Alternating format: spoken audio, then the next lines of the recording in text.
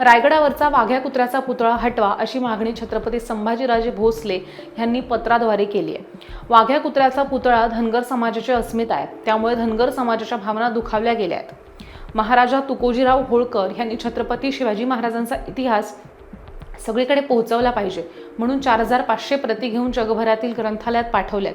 तसंच रायगडावरील पुतळ्यासाठी 5000ची मदत केली होती। अहिल्यादेवी होळकर यांची त्रिशताब्दी जयंती आहे, नेमकी 31 मे तारखेचा अल्टिमेट दिला। धनगर समाजाला टार्गेट केलं जाते। रायगडवरती वाघ्या कुत्र्याच्या पुतळ्याला Z+ दर्जाची सुरक्षा महाराष्ट्र सरकारनं द्यावी। रायगड प्राधिकरण समितीतनं छत्रपती युवराज संभाजीराजेंची हकालपट्टी करा। वाघ्या कुत्र्याची समाधीचा अभ्यास करण्यासाठी अभ्यासक, विचारवंत, इतिहास संशोधक यांची एक समिती तयार करा। या मागणीसाठी रायगड छत्रपती शिवाजी महाराजांच्या किल्ल्याच्या पायथ्याशी बेमुदत धरणे आंदोलन 31 मेला सकाळी 11 वाजता रायगड किल्ल्याच्या पायथ्याशी रवी देशमुख यांनी प्रांताधिकाऱ्यांना निवेदन दिलंय। नुकतंच काही दिवसापूर्वी छत्रपती संभाजीराजे भोसले यांनी मुख्यमंत्र्याला एक पत्र पाठवलं आहे। त्या पत्रामध्ये त्यांनी रायगडवरती जो वाघ्या कुत्र्याचा पुतळा आहे तो हटवा अशी मागणी केलेली आहे। प्रथमतः मी या मागणीचा निषेध करतो।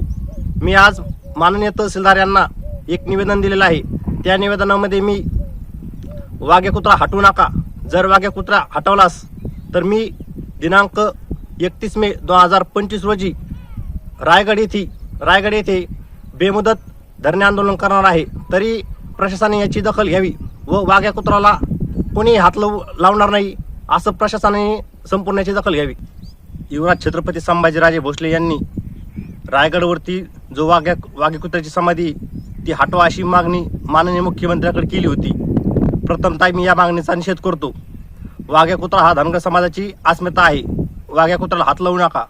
मी आज माननीय रायगड येथील तहसीलदार यांना मी रिसर निवेदन दिलेलं आहे।